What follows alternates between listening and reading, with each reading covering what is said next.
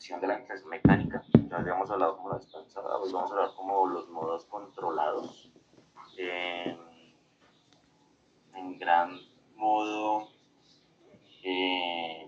parámetros iniciales, parámetros resultantes, asincronías.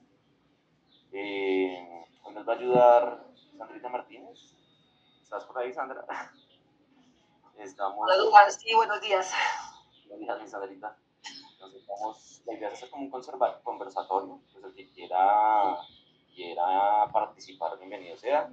Se está grabando, las grabaciones pues se están subiendo más o menos a hacer como Spotify, entonces pues el que quiera revisar y volver al esto, después les paso el link para que se puedan conectar. Pues si quieren iniciamos, Sandrita. Sí. Dubán, si quieres, pues primero que todo quería como agradecerle a Julián. Julián es la persona que todos estos días nos ha estado haciendo las presentaciones y la idea es hacer un conversatorio, no son presentaciones formales, sino conversatorios. Por lo tanto, todos pueden participar. O sea, no es que solamente Julián, Dubán y yo tengamos que hablar. La idea es que todos pregunten o participen diciendo, bueno, a mí no me parece por tal y tal razón.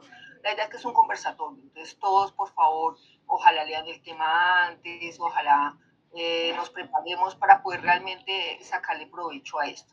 Igual, generalmente Duan y yo estamos en las mañanas y aquellos que conocen menos de esas cosas de ventilación mecánica pueden pasar en cualquier momento a la unidad y vamos y lo miramos directamente en un ventilador para comentarles cómo son las cosas, porque a veces en una presentación no queda tan claro como viendo el ventilador y las curvas directamente. Entonces, cuando ustedes quieran, pueden pasar por la unidad que tanto Duan como yo estamos pendientes de cualquier cosa que necesiten. Y muchas gracias a Julián. ¿Estás por ahí, Juli? Hola, hola, ¿me escuchan? Sí. Hola, buenos días, ¿cómo están? A todos los que nos están conectados en este momento, buenos días. Bueno, gracias Sandrita, gracias por el... No, lo hago con todo el gusto, lo hago con el mayor de los gustos como para que todos tengamos, hablemos un mismo idioma y podamos como aprender cada día más y ser mejores fisioterapeutas y darle lo mejor a nuestros pacientes, ¿no? Es más por eso que se hace este conversatorio. Bueno, hoy vamos a hablar de modos ventilatorios, Sandrita. Hoy vamos a hablar, y Duan y todos los que nos oyen, vamos a hablar de dos modos principalmente. Vamos a hablar dos modos que son los asistidos controlados. Entonces, en esta categoría tenemos dos, básicamente por volumen y por presión. Entonces, ya vamos a verlos a detalle cada uno. Si quiere, dale siguiente la presentación. Listo, espérame, estoy acá. Listo, Juli. Eso. Sí, Bueno, entonces, normalmente digamos que en un ventilador mecánico siempre tenemos unos parámetros que son los programables, digamos que es en los que nosotros podemos influir directamente y además tenemos unos parámetros que son resultantes, ya los vamos a ver más adelante. Ahorita nos vamos a detener un poco en los parámetros programables, entonces recordemos que, digamos que ¿cómo podríamos, Sandrita, definir el modo en sí asistido controlado por volumen? Bueno, el modo asistido controlado es un modo que realmente podemos manejarlo tanto en asistido solamente, en controlado totalmente o que tenga las dos funciones. ¿De qué depende esto? Es un modo en el cual nosotros, de acuerdo a los parámetros que fijemos, podemos hacer que sea totalmente controlado. Por ejemplo, si le tenemos una frecuencia respiratoria alta, 16, 18, o que sea asistido controlado cuando lo tenemos en frecuencias respiratorias de 8, 10, o totalmente asistido cuando tenemos frecuencias muy bajitas de 1 a 2 donde el paciente respira. Esto es un modo ventilatorio en el cual nosotros podemos, de acuerdo a los parámetros que hagamos, ponerle como queremos, si desea que sea totalmente controlado o totalmente asistido. Antiguamente había un modo ventilatorio que era controlado, totalmente controlado. En ese modo ventilatorio que ya no se usa, el ventilador nos permitía solamente fijar los parámetros y eso era lo que se le daba al paciente. ¿Qué problema había? Que ese modo ventilatorio el paciente no podía participar en ninguna respiración y chocaba mucho cuando empezábamos a despertar. Así que se usaba con pacientes totalmente sedados y relajados. Mientras que este modo, que tiene una sensibilidad muy grande, nos permite ver cuando el paciente empieza a asistir y podemos empezar a bajar parámetros para que él asista más y no choque con el ventilador. Sí, digamos que recordaba yo lo de cuando veíamos ventilación mecánica, que hay varios modos de disparo. Entonces, en este modo, digamos que tenemos un modo controlado, que es el que manda directamente el ventilador, y un modo asistido, que es cuando el paciente vence la sensibilidad o el trigger que nosotros le programamos y manda un disparo asistido, que es cuando él completa la esta. ¿Sí, Sandrita? ¿Estoy correcto? Sí, señor. Listo. Entonces, en parámetros programables tenemos el volumen tidal. En este modo, digamos que nosotros programamos directamente el volumen tidal que le vamos a dar al paciente. Este normalmente se programa de 6 a 8 mililitros kilogramo peso ideal del paciente. Entonces, aquí les muestro la fórmula del peso ideal. Sin embargo, también hay una tablita muy interesante que yo tengo por ahí, no la puse, pero es muy buena porque te muestra, pues, no tienes que hacer la fórmula, sino que te muestra directamente el peso ideal del paciente y cómo lo ventilas por 6 por 7 por 8. Pero pues aquí tienen la fórmula, que es muy buena realmente. Y pues esa es la forma, digamos, ideal de poner un volumen tidal en el paciente, de acuerdo a las condiciones del paciente, ¿no? Siempre vamos a hacer eso. Dime, Juan. Están levantando la mano. Ahorita querías decirnos algo. Hola, buenos días para todos. Mucho gusto. Mi nombre es Araceli, soy fisioterapeuta y gracias, Duan, por invitarme al conversatorio. Realmente es algo muy interesante para nuestro quehacer en el día a día. No, pues básicamente, primero, pues decirles que la presentación no se está viendo y en cuanto al modo asistido controlado, pues no, me parece que la introducción que están haciendo pues es oportuna, solo que de pronto cuando uno empieza a hablar de modos de ventilación mecánica, sobre todo en controlado, pues uno habla como de las variables de fase, ¿no? ¿Qué variable de fase es la que vamos a utilizar? En este tipo, pues están hablando que vamos a ver solamente el controlado por volumen. Hablamos de los límites, que cuando hablamos del límite, pues ese ya nos dirige a qué lo está limitando, si la presión, el tiempo o el flujo. Y hablamos del ciclado, que es cuando cambiamos de la expiración a la aspiración, y hablamos de pues la línea de base, que esa pues ya sabemos que es la presión positiva al final de la aspiración. Entonces esos 4 criterios iniciales pienso que sí es muy importante tenerlos en cuenta a la hora de uno, digamos, introducir en un modo ventilatorio para determinar qué lo está limitando, cuál es su variable de fase, cuál es y ya, muchas gracias. Gracias, Arita, por la introducción. Sí, es importante también todo lo que nos decía Arita, como con qué ciclado estamos ventilando también al paciente y todos estos parámetros que componen el modo asisto controlado como tal, por lo que decía Sandrita, ¿no? Ya no solo de modo controlado, que amarraba al paciente, sino ya la mayoría de las casas comerciales ya lo hablan de asisto controlado. Qué pena, Juli, ya puedes seguirme, Juli. Gracias, Sarita. Entonces, bueno, entonces siempre tener en cuenta pues el peso ideal del paciente y la talla del paciente. Dime, Sandrita. Bueno, ahí es muy importante recordar que, bueno, que la idea es que hagamos siempre la fórmula, no nos intentemos el número. Sin embargo, cuando nos llega un paciente que llega de urgencia, o sea, que llegó y no teníamos preparado nada, no sabíamos que iba a llegar, no tenemos el metro a mano y todo, ¿cómo ponemos ese volumen corriente inicial? Lo que hace es que se talla el paciente y se le pone 4 por debajo de la mantisa, es decir, que si mide 1,65 le ponemos 61, mientras que hacemos la fórmula ya bien hecha, pues con todo lo hecho. Otra cosa importante ahí es, ¿qué pasa si nos llega un paciente que, por ejemplo, es amputado bilateral? No tenemos la pierna para hacer la medición completa. Entonces, ¿cómo medimos ese paciente?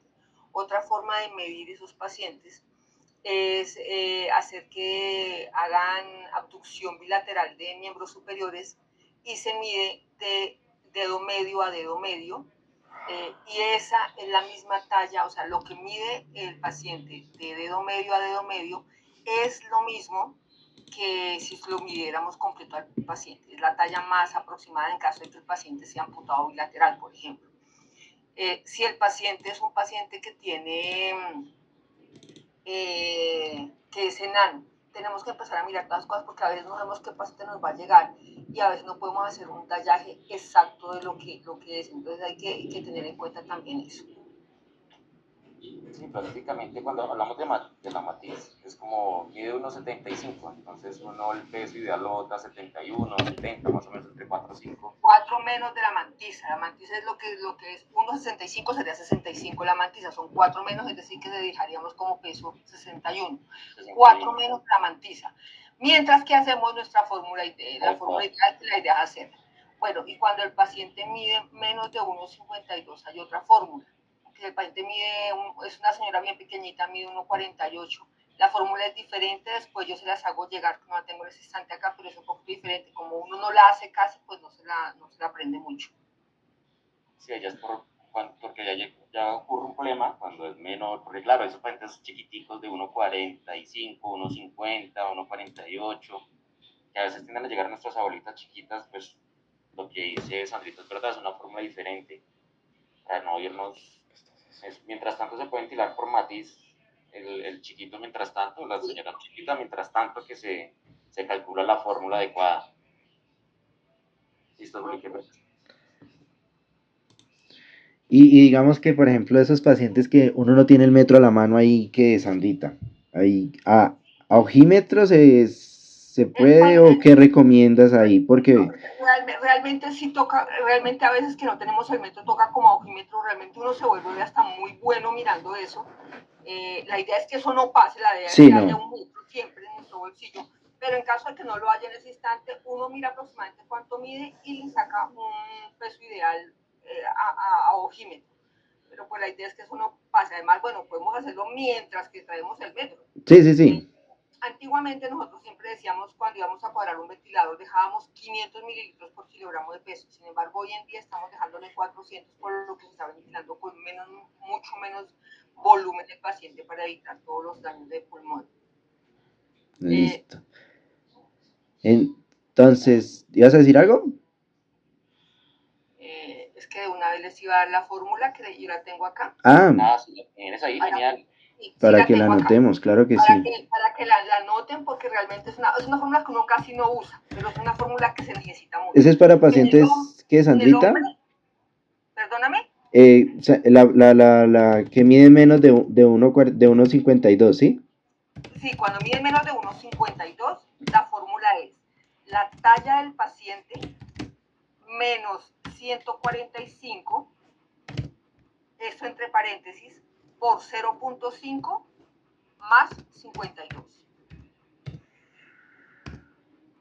Y en la mujer es la talla de la mujer menos 140, eso entre paréntesis, por 0,5 más 40.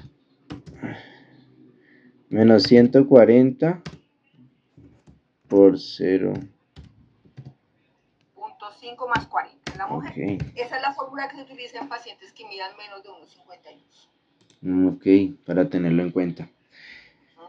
Bueno, en cuanto a frecuencia respiratoria, pues digamos que la literatura habla de, o lo que se ha entendido es de 12 a 20, dependiendo de, obviamente, la adecuación del paciente. ¿Crees que más de 20 es correcto? Bueno, a mí aún 20 me parece alta.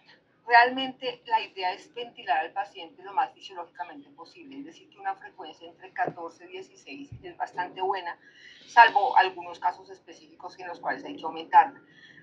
Aquí en este hospital se tiende a ventilar mucho con 18, 20 y a veces hasta más, porque he visto más frecuencias respiratorias. Sin embargo, acuérdense que el aumento de esa frecuencia respiratoria nos puede aumentar el trabajo respiratorio. Y eso con el tiempo, esa frecuencia también hace daño alveolar. las frecuencias altas aumentan el trabajo y eso aumenta el daño alveolar. Entonces la idea es que hagamos frecuencias no tan altas en lo posible. Hay pacientes, por ejemplo, un paciente que tenga una fibrosis pulmonar severa, esos pacientes se manejan con frecuencias altas. ¿Por qué? Porque ellos fisiológicamente en su vida normal hacen frecuencias altas con volúmenes muy bajitos. Entonces, pues los pacientes pues tenemos que ventilarlos con frecuencias altas porque son pacientes que en su fisiología normal de diario respiran así. Pero otro paciente normal no. ¿Y en esos pacientes hasta cuánto podríamos llegar, Sandrita? ¿Cómo? ¿En esos pacientes hasta cuánto podría llegarse la frecuencia? ¿Hasta 20 o...?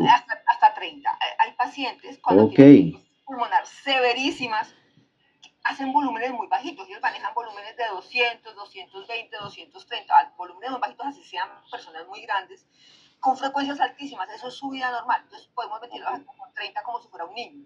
Ok, Es que qué recordar interesante. la patología, ¿no? O sea, que cada paciente tiene una patología y cada patología es ventilatoriamente diferente. No podemos decir, la ventilación mecánica es una receta de cocina, entonces a todo el mundo le coloco 18 porque a todo el mundo le coloco 18, ¿no?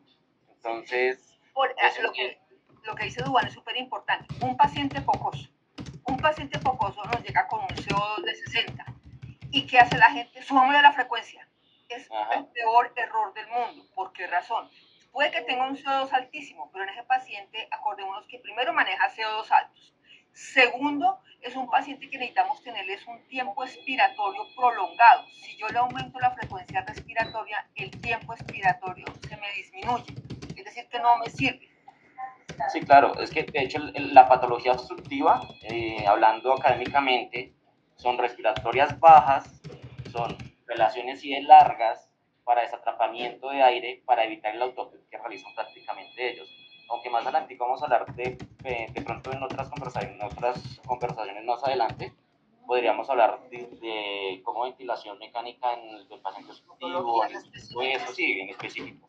Pero sí, recordar que cada paciente pues es diferente, ¿no? Y cada patología es diferente, esto no es una receta de cocina, entonces no que a todos les va a meter 12 porque pues a todos se le mete 12 y no, o sea, según el paciente y la condición del paciente.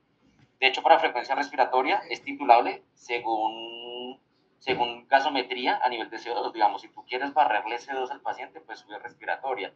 Y hay fórmulas para ver la frecuencia respiratoria ideal. La ventilación mecánica es muy matemática, yo opino. Tienes para todo, tiene para calcular adecuadamente cada parámetro. De hecho, lo que te digo, hay una fórmula para frecuencia respiratoria ideal del paciente para hallar el CO2 ideal del paciente. ¿Tienes ahí la fórmula que nos la compartas? Toca sacar primero el CO2 ideal del paciente. Con los gases del paciente. Con los gases del paciente. Ahí sacamos el CO2 con la fórmula de Winter, que es 1.5 por bicarbonato más 8, nos da un CO2 ideal. A ese CO2 ideal lo que se hace es la frecuencia respiratoria actual del paciente por CO2 actual del paciente dividido CO2 ideal del paciente. Eso nos va a dar la frecuencia respiratoria ideal del paciente, en la cual nos va a llevar a la frecuencia que necesitamos para llevar el CO2, matemáticamente. Y básicamente es eso en cuanto a la respiratoria. Entonces, tener en cuenta, pues lo que yo siempre opino y lo que siempre hemos hablado es que la ventilación mecánica, desde mi punto de vista, es bastante matemática. Es bastante matemática, entonces tener en cuenta es eso, que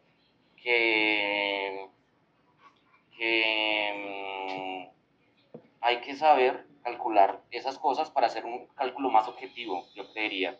O no sé ustedes qué opinan.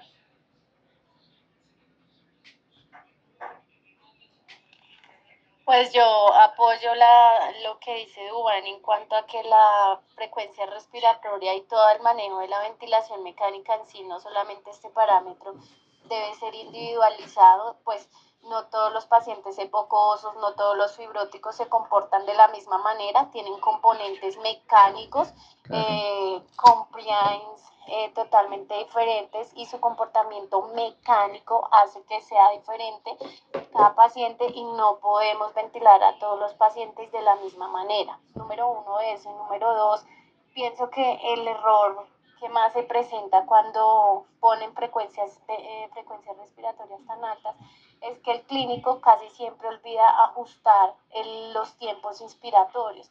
Además, si bien es cierto, la literatura nos dice ventile a su paciente a 3 constantes de tiempo. Entonces, ¿qué debe uno de hacer? Si ajusta la frecuencia respiratoria, vaya y ajuste las constantes de tiempo para garantizar que su paciente haga un adecuado vaciamiento alveolar. Esto es muy importante en los pacientes epocosos, asmáticos y todas las patologías que son de origen obstructiva. Debemos de garantizar siempre ese adecuado vaciamiento alveolar, que de entrada a la patología ya nos está diciendo que está reteniendo CO2. Entonces, pues nada, para opinar eso, pienso que una frecuencia respiratoria por encima de 22 sí es bastante lesiva para el pulmón, porque pues ahí ya se nos presenta una lesión a nivel pulmonar que la conocemos como ergotrauma, que se da por el cizallamiento que se genera a nivel pulmonar. Solo tengo por aportar eso. Gracias. No, sí, o sea, yo opino lo que decía ahorita. Bueno, hay que tener mucho cuidado con eso, ¿no? Que muchas veces modificamos la frecuencia respiratoria y no tenemos en cuenta como que se modifica la relación y el tiempo inspiratorio. Entonces podemos dejar respuestas de frecuencias respiratorias de 22, un ejemplo, con relaciones de 1,4, 1,3, donde lo que decía Ara, que es un aporte no se da como el vaciamiento alveolar adecuado, ¿no? Entonces, en vez de una estrategia de barrido de CO2, pues estamos haciendo ese atrapamiento de CO2 por una mala estrategia. Es que muchas veces no tenemos en cuenta la modificación de la relación y el tiempo inspiratorio y los flujos cuando modificamos las frecuencias respiratorias. Hay una cosa importante recordar: hay ventiladores de los que tenemos nosotros que cuando tú le modificas la frecuencia y eso tiene tiempos inspiratorios y expiratorios constantes o flujos constantes. Hay ventiladores que dan como esas unas constantes. Hay que tener en cuenta esos ventiladores también. Bueno, y interesante, muy interesante la conversación. Y ahora vamos a hablar de la relación IE y me parece que esa va ligada también al tiempo inspiratorio. Normalmente uno tiene una relación IE fisiológica, digamos nosotros, como de 1,2 en promedio, digamos. En pacientes epocosos siempre va de 1,3. Incluso puede ir una relación IE hasta 1,4, ¿no? Sí, así es. Y tiempos inspiratorios, creo que me fui muy abajo. 0,8 a 1,1 está bien, incluso 1,4 dependiendo de la Sí. frecuencia, ¿no? Bueno, hablando de relación IE, lo que decíamos, pues entre más corta la relación IE, se puede dar entre más corta la frecuencia respiratoria, más se puede alargar la relación IE. De lo que hablábamos de estrategias como el paciente focoso, se puede decir una frecuencia respiratoria de 14, 15 con una relación de 1,4. Entonces, o al revés, también, si tú usas una frecuencia respiratoria 20, 22, tú tienes que mirar la relación IE, no puedes dejar una relación de 1,4, 1,5, lo que estábamos hablando, tienes que disminuir la relación IE para dar un mejor vaciamiento al nivel alveolar. Los tiempos inspiratorios pues son 3 constantes, cada constante cuenta de 0,33 y al sumar da 0,99. Más o menos se maneja de 0,9 a 1 el tiempo inspiratorio en los pacientes. ¿O tú qué opinas, Sandrita, o qué opinan de ese tiempo inspiratorio? Es modificable, ¿no? Es que depende mucho de la frecuencia, yo creo. O sea, el tiempo inspiratorio siempre tenemos que cuadrarlo para que nos dé una relación adecuada a lo que Ujú. necesitamos. Entonces, realmente eso tenemos que modificar de acuerdo a eso. Siempre miren cómo, cuando muevan el tiempo inspiratorio, siempre observar cómo está la relación y si yo la necesito más larga o más corta, pues hacer eso. Cuando vamos a hacer maniobras de desobstrucción alveolar, un paciente focoso con CO2 altísimos, y vamos a hacer maniobras mecánicas de desobstrucción, recordemos que durante las maniobras debemos colocar relaciones un poco más largas para que la desobstrucción sea más efectiva. Bueno, Sandrita, un favor, ¿será que nos podías explicar un poquito las maniobras mecánicas para desatrapamiento alveolar? De pronto, bueno, para generalmente lo que se hace son en pacientes epocosos, se debe primero realizar una succión adecuada del paciente que no tenga secreciones, se debe colocar la inhaloterapia y luego empezamos a hacer las maniobras de desobstrucción. Colocamos relaciones larguitas, 1,3, 1,4. Esperamos cuando el paciente haga la expiración y hacemos una presión mantenida y fuerte torácica de abajo, o sea, de la parte baja de las costillas hacia arriba y hacia el centro, hacia la tráquea. Como digamos, voy a decir una cosa pues que no se oye bonita, pero es como espichando el pulmón del paciente lentamente durante toda la expiración y liberándolo durante la inspiración para que el paciente, el ventilador, pueda entrar el aire nuevamente. Y nuevamente en la expiración volvemos a hacer lo mismo. Esa es una forma. La otra forma que lo podemos hacer es desconectando cuando es demasiado atrapado lo que tiene el paciente. Lo que hacemos es soltar el ventilador, o sea, quitarlo del tubo orotraqueal, hacer la maniobra de obstrucción igual, apretando fuerte el tórax y van a oír cómo se suena, cómo sale el aire. Recordemos que antes de hacer todo eso tenemos que haber medido un autopit, ¿no? Tenemos que haber medido el autopit para saber cómo está el atrapamiento del paciente, si realmente está atrapando o no está atrapando. Ya la vez pasada hablamos un poquito del autopip, entonces cómo se mide con las curvas y eso. Entonces la idea es hacer esa obstrucción y nuevamente conectar al paciente. Eso se puede hacer durante 10 minutos, 15 minutos, pero la idea es desobstruir muy bien al paciente. Al finalizar nuevamente colocamos inhaladores y miramos nuevamente cómo está nuestro autopip para confirmar que sí disminuyó el autopip. Esa es la forma en que yo lo hago, no sé si hay otras compañeras que lo hagan de otra manera. En lo personal era una de las formas también en las que se hace teóricamente y la que yo creo que la mayoría lo hacemos. Si alguien de pronto conoce alguna otra forma, pues chévere la intervención. Seguimos con sensibilidad, Juli. Bueno, flujo también es importante, ¿no? El flujo normalmente pues se pone 10% del volumen tidal que se le pone al paciente. Normalmente, y yo he visto, no he visto flujos mayores a 60, ¿no? Sí, porque recordemos que flujos muy altos también nos causan turbulencia en la vía aérea. En el Entonces flujo. no debemos tener flujos tan altos. Flujo Si ustedes hagan turbulento. un día un experimento que es un paciente que tenga una presión inspiratoria máxima de 30, le aumentamos el flujo bastantico y miramos y enseguida la presión pico aumenta y la media también aumenta. ¿Por qué? Porque estamos causando turbulencia a nivel de la vía aérea. Entonces la idea es tener flujos, lo que tú dices ahí, aproximadamente del 10% y modificarlo de acuerdo a la relación IE que queramos y de acuerdo a la patología del paciente. Sí, recordemos que pues algunos ventiladores nos dejan programar tiempo inspiratorio, hay otros que solo nos dejan programar flujo, ¿no? La sensibilidad de 2 a 3 litros, normalmente no he visto más, no he visto, no sé. Bueno, es que la sensibilidad... Dale, Juan. Es que la sensibilidad prácticamente se manejaba por flujo o por presión. Ajá, Eran dos grandes constantes que se manejaban. Por presión iba hacia la parte negativa y por flujo hacia la parte positiva. Entonces se manejaba por presión de -2 y por flujo a +2. Actualmente, en la sensibilidad ya está desapareciendo la mayoría de ventiladores por presión, ¿no, Sandrita? Ya son muy pocos los ventiladores que lo manejan. Realmente ahora casi todos la tienen todavía, pero realmente todos los estudios dijeron que el trabajar por presión la sensibilidad hacía que el paciente trabajara más, que hiciera más trabajo respiratorio y aumentar el trabajo, le fuera más difícil respirar de manera autónoma. Entonces, todos los estudios dijeron que lo mejor era manejarlo sensibilidad por flujo. Cuando lo coloquemos en nuestras historias clínicas, por favor no lo coloquen en negativo, porque es un valor positivo y es en litros por minuto sobre segundo, que el flujo se da en esos parámetros. Una cosa súper importante en la sensibilidad es que la podemos utilizar para rehabilitación de la fuerza muscular. Y eso casi nunca lo hacemos o por pereza, o porque no tenemos tiempo, o porque no lo sabemos.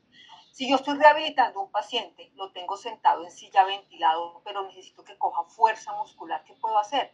Aumentar la sensibilidad por 10 minutos, por 5 minutos, hacer que él trabaje, que le cueste trabajo tomar aire para que empiece a fortalecer esos músculos. Y nuevamente recordar en dejarla nuevamente con sensibilidades a lo normal. Pero podemos trabajar.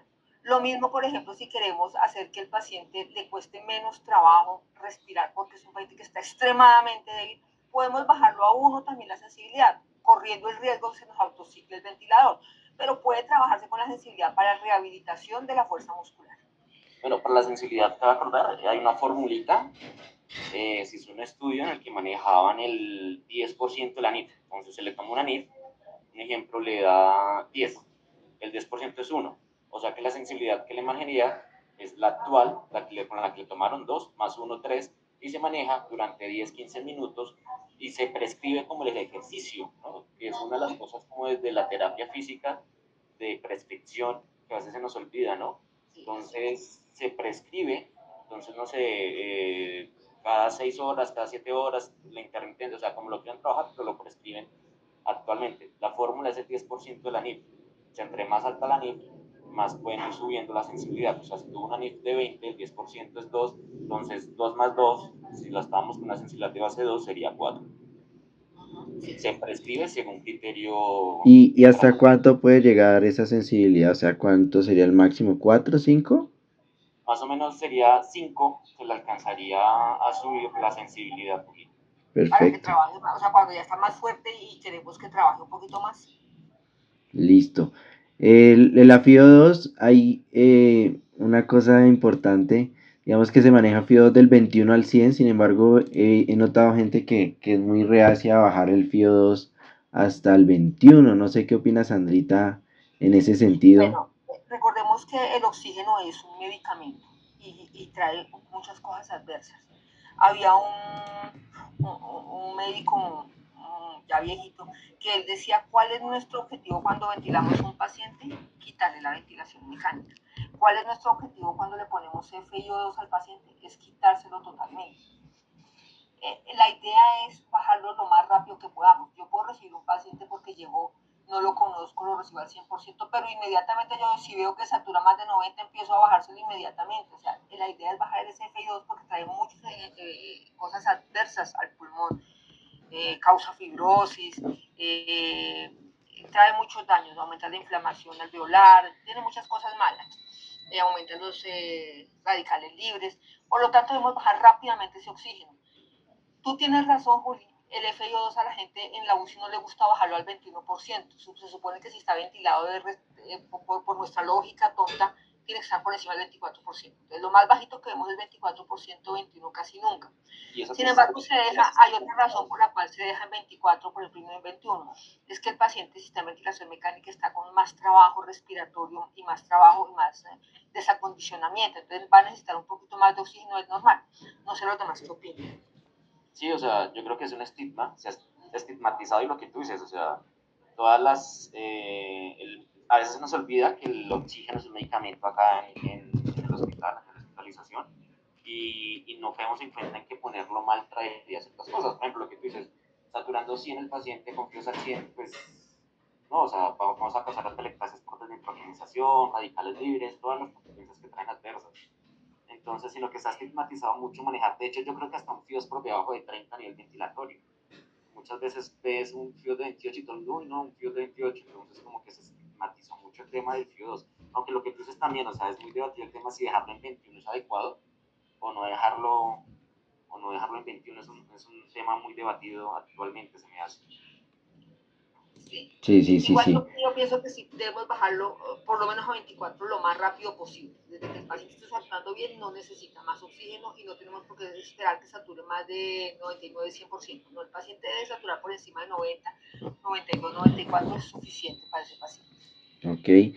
Bueno, y hablamos de la PIP. Digamos que una PIP, digamos, normal, entre comillas, podría ser un manejo de 6 a 8. Sin embargo, hay muchas estrategias que la podemos subir más.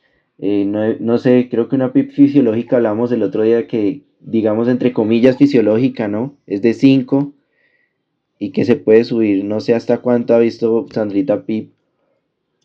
Depende igual, ahí como lo puse, depende pues igual de la estrategia que se esté usando, ¿no? Porque pues si vamos a hacer un reclutamiento alveolar, pues se utiliza una PIP mayor, sí. Obviamente. Yo creo que el PIP, lo importante es lo que hablamos la vez pasada con Dubán, que hay que titular el PIP. La idea es que el PIP se titule por medio de las curvas, se saque el punto de inflexión inferior en la curva y de acuerdo a eso titulemos ese PIB inicial.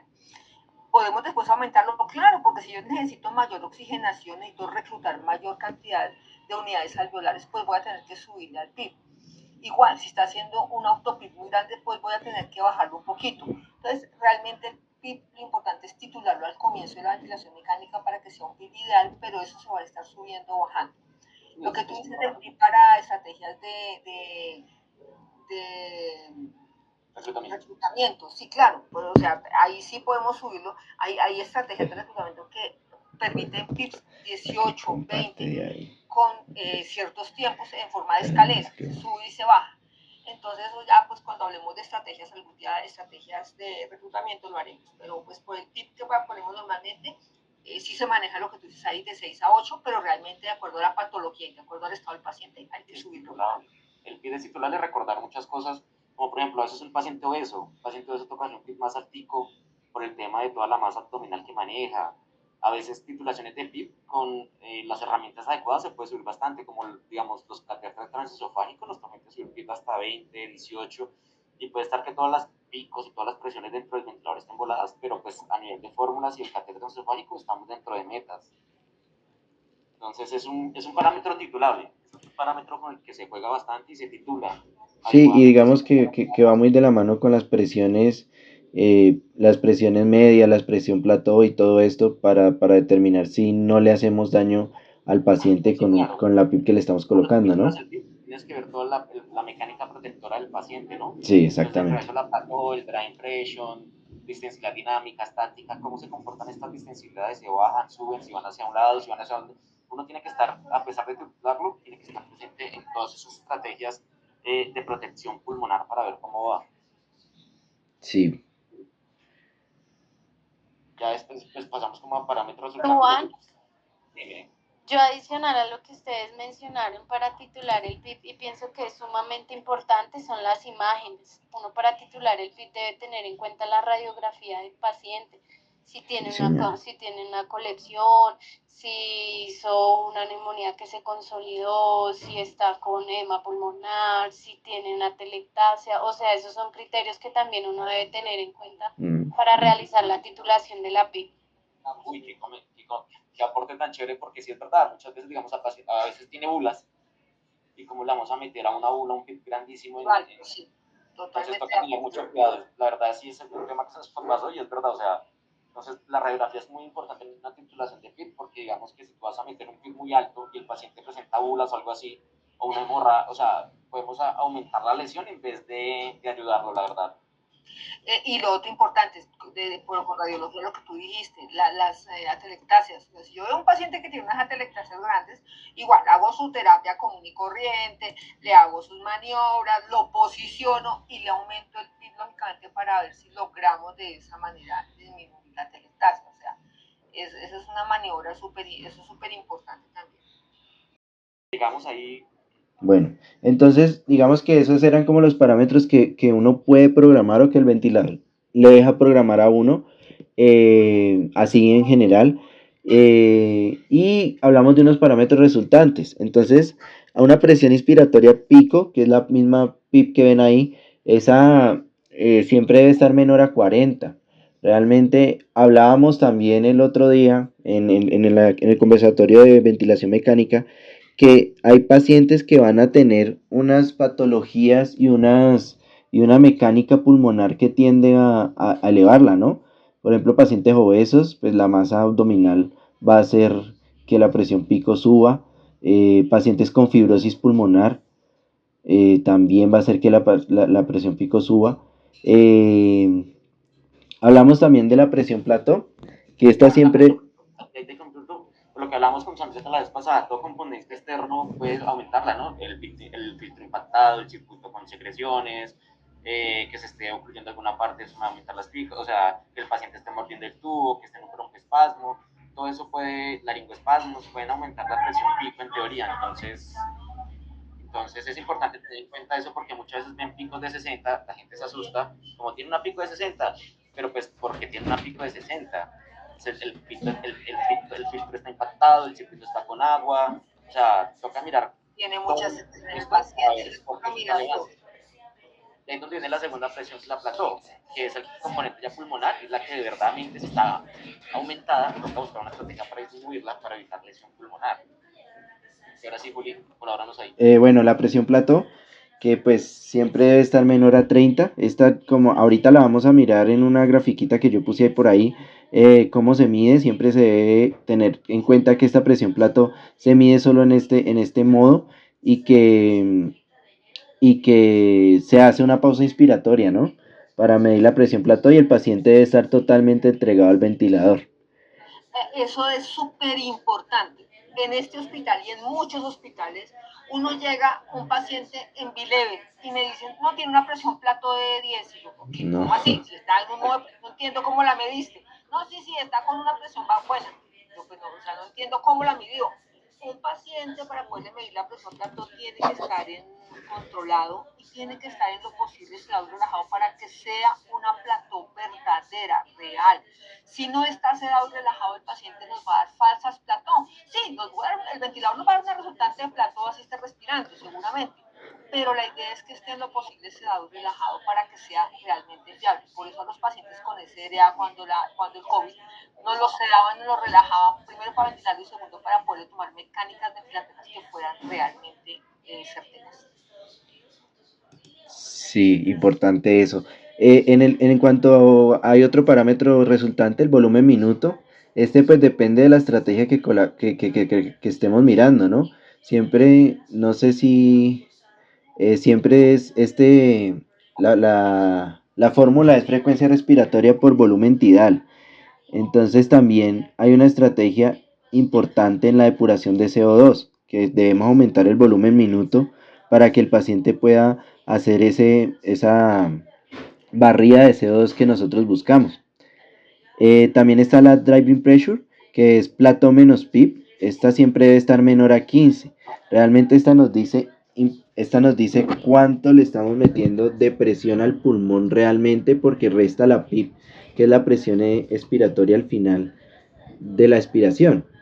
Recordemos que recordemos que la vez pasada hablamos de esto y dijimos que más importante que todas las anteriores era la depresión, era la que más nos acercaba a realmente cómo estaba la mecánica de nuestro paciente. Sí. Hablamos de una compliance dinámica. Hay una fórmula para mirar este ítem. Digamos, siempre debe estar como alto, ¿no? Ese tiene ciertos rangos, no me acuerdo bien de los rangos, pero se debe estar mayor a 60. Bueno, sí, la idea es que esté mayor de 60 y puede llegar a muy alto. O sea, si es un paciente que tiene una distensibilidad muy grande, pues recordemos que puede subir muchísimo la distensibilidad. Y la compliance estática, que es volumen tidal sobre la driving pressure, que debe estar entre 70 y 100. Bueno, y yo creo que falta una ahí, que es uno de los parámetros de pronto calculables, que yo le llamo, que es el poder mecánico, que es un parámetro bastante debatido, ¿no? Porque pues a veces, muchas veces se lo miden a todo el mundo, como si fuera a todo el mundo, pero cuando tenemos en cuenta pacientes con obesidad, pacientes con una fibrosis pulmonar, pacientes que tienen una afectación grande a nivel pulmonar, el poder mecánico, que pues obviamente va a salir afectado toda la vida. Entonces yo no sé qué opinas tú, Sandrita, o qué opinas de ese tema. Bueno, yo la verdad no soy muy amiga del poder mecánico porque pienso que tiene muchas variables. Si ustedes se dan cuenta, el poder mecánico está en la cosa de mecánica que llenamos en la historia clínica, cuando hacemos la mecánica.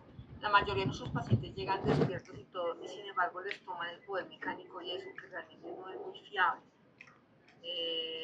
Me parece que es como una pérdida de tiempo. Y yo no soy no me parece que sea un parámetro muy fiable realmente en muchos pacientes. No es muy, pues, hablando de la parte matemática, no es muy equitativo porque se brindan ciertas fracciones de más importancia a ciertos parámetros. O sea, entonces lo que decíamos, de pronto ahí también se mide la presión pico, toman como un determinante la presión pico, que puede ser afectada por muchos sustantes, entonces a veces le dan más importancia a ciertas otras partes de la fórmula. Entonces yo creo que tampoco es muy obvio, porque pasa mucho que siempre es como, usted tiene un poder mecánico de 20, no sé qué, toca hacer estrategias para bajar el poder mecánico de 20, entonces el paciente, digamos, tiene de pronto obesidad, está en un SRA, o no sé, el paciente cuando está despierto, o precisamente cuando van a tomar las técnicas, el filtro está impactado. O sea, no es algo como muy objetivo, sí, muy fiable desde mi punto de vista, ¿no? Porque pues obviamente hay artículos que lo defienden bastante, y hay otros artículos que lo devaloran, pues, pero desde la parte personal se me hace que el poder mecánico no es muy fiable, la verdad. Hay otros parámetros como el dry impression que me parece más objetivo como para uno como observar protección pulmonar acompañados con una buena plató, una medición adecuada de la plató y de la presión media. Lo que decíamos la vez pasada, la presión media, que es súper importante. Que nos faltó ahí colocar la presión media es menor a 15 prácticamente. No sé qué opine, o ahorita por ahí que estás, ¿qué opines del poder mecánico?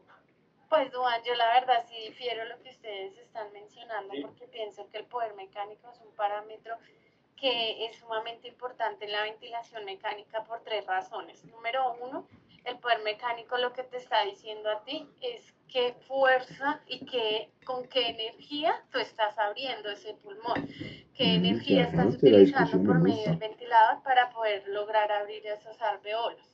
Número dos, te está diciendo, ustedes decían hace un rato que que no era viable porque a veces lo tomaban despierto, porque eso pues no, el clínico está haciendo mal la tarea porque claramente si tú vas a despejar la fórmula te pide un drip impression y una plato, y para yo poder tomar un drip impression necesito una plato y necesito que el paciente, número uno, esté en asistido controlado por volumen, número dos, esté totalmente entregado al ventilador, número tres, que esté en un RASH de -5 y se denomina presión plató porque es en ausencia de flujo, o sea, no hay flujo, no hay presiones, no hay nada, porque cuando tú pones la pausa inspiratoria, el ventilador automáticamente cierra la válvula inspiratoria y cierra la válvula expiratoria.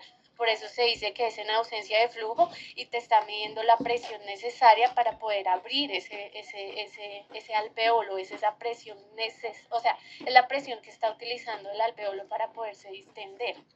Entonces, claramente no es objetivo tomarlo en otros modos ventilatorios y si el paciente no cumple estos criterios anteriormente mencionados.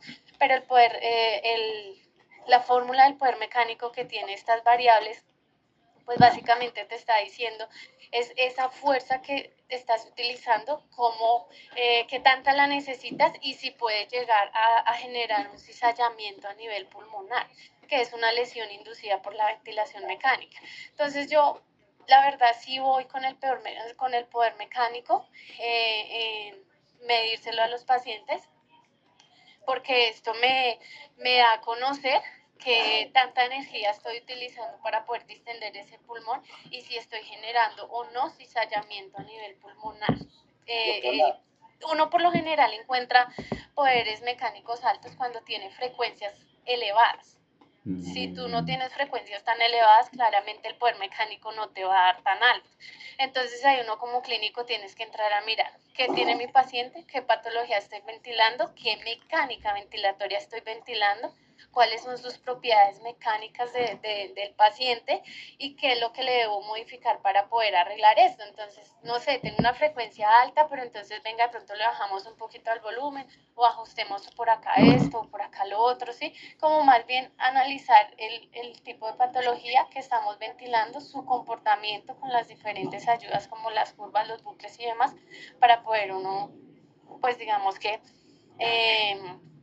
llevar el paciente a un poder mecánico pues ideal, ¿no? Sabemos que pues lo normal es 13, en ese área hasta 15, hay unos autores que se van hasta 16, pero es mi punto de vista y yo sí voy a favor del poder mecánico. Sí, es un tema muy debatido, la verdad, lo que hablábamos, hay muchos en contra, muchos a favor. O sea, yo cuando dije, de pronto me expliqué mal que no servía o algo así, no, yo estoy de acuerdo totalmente contigo que sí, lo posible se debe tomar. El problema es, lo que yo me refería es que se toma inadecuadamente. Aquí en nuestro hospital muchas veces llegamos y vemos que se tomó la mecánica en la historia clínica y aparece un poder mecánico y el paciente siempre ha estado despierto, nunca ha estado totalmente sedado y relajado. Entonces, yo me referiría a eso, que si no se toma adecuadamente, pues no sirve, exacto, o un paciente muy obeso o que tenga una patología muy restrictiva, a veces no es tan fiable. Sí, como medir objetivamente. Lo que tú dijiste, estamos totalmente de acuerdo en que se debe tomar en lo posible si está totalmente sedado o relajado, sino que digamos, nuestro diario es muy difícil tomarlo porque los encontramos en la historia clínica, pero cuando vamos a ver que el paciente nunca estuvo sedado ni relajado, ¿cómo lo tomaron? Yo me referiría más a eso. No, o de pronto se toma en pacientes que no se debe, por ejemplo, el paciente obeso, donde la fórmula del poder mecánico se tiene que titular de una fórmula totalmente diferente de poder mecánico con un catéter transesofágico para dar una adecuada medición del poder mecánico. Real. Sí, es como muy debatido el tema porque a veces, lo que tú dices también es verdad, a veces no es del clínico más que el paciente. A veces se le toma a pacientes que no es muy objetivo tomárselo, la verdad. Sí, importante esa palabra, objetividad, pues si el paciente no está relajado, ¿cómo le va a tomar una presión plató? No se puede porque va a ser esfuerzo inspiratorio y no va a ser objetiva la medición. Bueno, entonces aquí tenemos como las curvas que normalmente se ven en un modo asistido controlado por volumen. Está arriba tenemos la presión pico, tenemos la PIP, siempre vamos a tener esta PIP, si la ven acá, la curva de presión, y al ladito derecho tenemos la presión plató, que esa es la que se mide. Si ven que hay una pausa inspiratoria, y si ven abajo, como lo dijo Araceli, no hay flujo, el flujo está quieto. La segunda, la verde, es la curva de flujo. Y el volumen también está plano. Todo se ve plano, porque hace una pausa inspiratoria para mirar la compliance del pulmón. Bueno, entonces, ahí es muy importante, ¿no? Ahí se ve cómo se presenta la pico, la plató y cómo se mantiene el PIB en el tiempo en nuestras curvas normalmente. Ahí en esa curvita, por ejemplo, cuando vamos a tomar el autopip, recordemos que la línea inferior debe llegar hasta el 0. Ah, sí, mira, ahí en la siguiente diapositiva tenemos las asincronías y ahí está el autopip, cómo se ve. Miremoslo y verás. Ahí yo lo puse, sí. Tiempo, ya deberíamos el otro miércoles hablar de asincronías. Listo, dale, no hay lío. Listo. El otro, hablamos de controlado, que nos faltó, y pasamos a sincronías. Dale. ¿Les parece? Porque ya por tiempo ya nos extendimos un poco. Entonces, pues prácticamente dimos como el ingreso al modo asisto controlado por volumen, como los parámetros a grosso modo, aclaramos varias dudas y varias cosas. Entonces, no sé si tengan algún aporte más que dar antes de cerrar este conversatorio. Pues yo más que aporte tengo es como una preguntita. ¿A qué te refieres tú, Juan, cuando dices que el paciente obeso sí o sí se debe manejar con PIP alta? Porque es que si bien es cierto, cuando nosotros ventilamos un paciente obeso, lo ventilamos no por su contextura, que pese 100, 120, sino como ustedes lo mencionaron al inicio de la charla, es con el peso ideal. Nosotros ventilamos es un paciente por su talla y por su longitud, más no por su masa muscular. Entonces, no sé a qué te refieres con eso. No te preocupes. Es que prácticamente entonces, peso real, sí, totalmente, pero cuando hablamos de PIB, literalmente sí te dice que tienes que meter un poquito más de PIB, midiendo toda la mecánica por la masa abdominal que está manejando, porque el alveolo, pues por decirlo coloquialmente, el pulmón está como atrapado por la masa, entonces tiene que darle mayor distensión para movilizar esa masa hacia adelante. Entonces, cuando se habla de eso, se habla de eso. De todas maneras, más adelante, cuando hablemos de ventilación mecánica en obesidad, te titula prácticamente eso. Te dice que como inicialmente comenzar con un PIB más alto, cuando hablamos de un PIB más alto, estamos hablando de PIB de 10, 12, para optimizar esa movilización de adiposa que tiene adicional ese paciente. No. ¿Sí?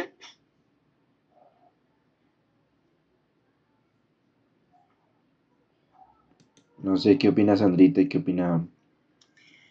Bueno, realmente y generalmente nosotros, pacientes que hemos tenido de cirugías bariátricas y eso, manejamos realmente como muy similares. Yo pienso más que hay que titularlo de acuerdo a la curva, lo que siempre hemos dicho, titularlo de acuerdo a eso, no que sea más alto o más bajito, sino más como de acuerdo al paciente específicamente. No sé, no sé los demás qué opinen. Sí, es un tema que más adelante en un club de revista lo podríamos charlar muy chévere, la verdad. Pero sí, es variable. Pero sí, obviamente, peso ideal. O sea, puede pesar 1000 kilos, pero se ventila por el peso ideal del paciente. Nunca lo ventilamos por peso real. Un error que he visto comúnmente es que enfermería siempre nos pregunta ¿cuánto pesa el paciente? Recordemos que para enfermería ellos sí deben usar en lo posible el peso real del paciente, porque ellos lo utilizan es para colocar soporte vasopresor inotrópico y ese soporte vasopresor inotrópico necesitamos que sea de acuerdo al peso real, porque la grasa que tiene el paciente, el músculo y eso nos va a quitar eso, va a requerir más soporte vasopresor. Bueno, creo que Sí, ya... sí, pues a grosso modo es eso. No sé si tengan de pronto otra inquietud antes de...